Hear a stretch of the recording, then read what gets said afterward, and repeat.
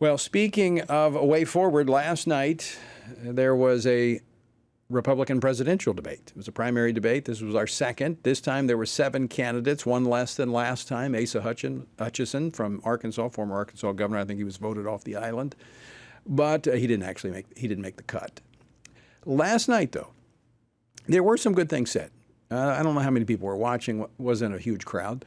But Florida Governor Ron DeSantis made strong stances for life, which was a break from, he's been very good at the state level, but his position has kind of been, this is a state issue, not a federal issue. But last night, he, along with Senator Tim Scott, said that he would support a national legislation that protects unborn children at 15 weeks when they feel pain and when they're sucking their thumb.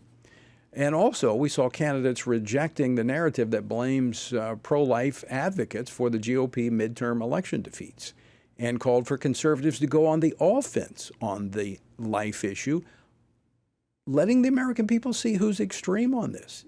It is the Democrats who support, they don't want to admit it, but they support abortion up until birth. Joining me now to discuss this and more is Brent Keilen, Vice President for Strategic Initiatives here at the Family Research Council. Brent, welcome back to the program. Thanks, Tony. Good to be with you. So what was your reaction to last night's Republican primary debate? Tony, I think you really hit the highlights well. There was some discussion on the life issue. We saw a little bit of that in the first Republican debate, and we got a little bit more of that in the second one last night. And the candidates who really were able to speak or had the most time to speak to it were Governor DeSantis and also Chris Christie. And DeSantis' remarks were very strong on this. As you mentioned, he said he doesn't buy into this narrative that the pro-life community should be blamed for the GOP's underperformance in 2022 in those midterms. But then what he did is he pivoted and he really went on the offense, and he talked about the extreme position of the other side. Tony, I know this is something you've talked about, we've talked about on your program, but this is something we did not see a lot of candidates do last year, which we really should have. They tried to avoid it. They stayed silent, and it really allowed the other side to shape the whole narrative. And he talked about the fact the mainstream Democrat position is abortion up until the moment of birth, and he called that infanticide, and he called that wrong.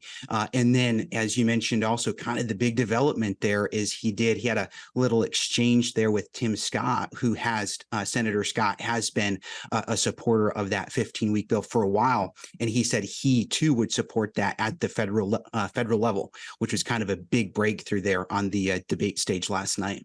Now, also, former Vice President Mike Pence has been on the record supporting that measure as well.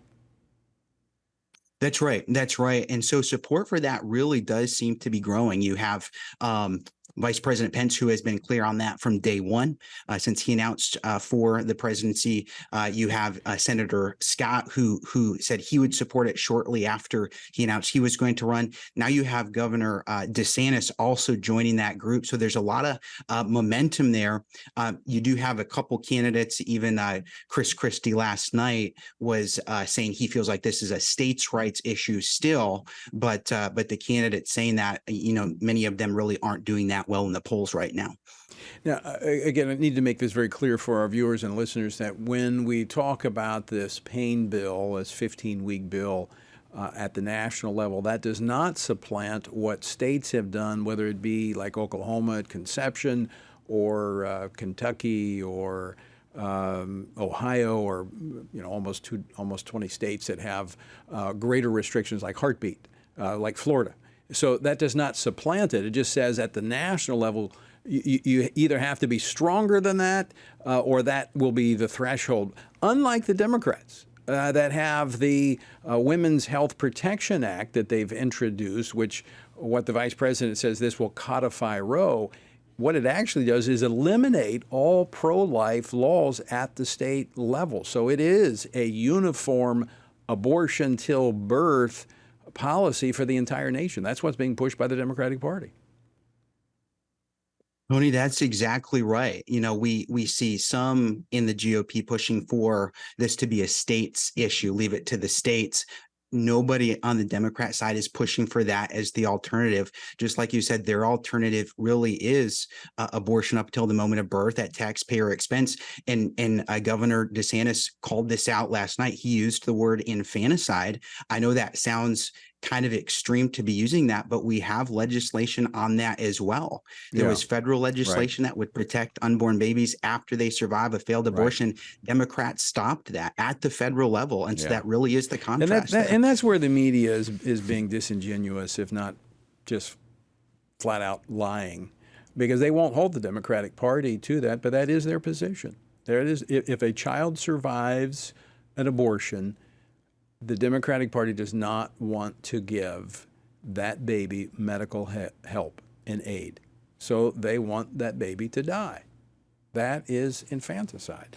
Brent, before we run out of time, there is the early voting is already underway in a couple of states because, most states next year's election, but we've got states like Virginia, my home state of Louisiana, they have elections coming up, and we've got resources available for them via the iVoter Guide. Tell us about it.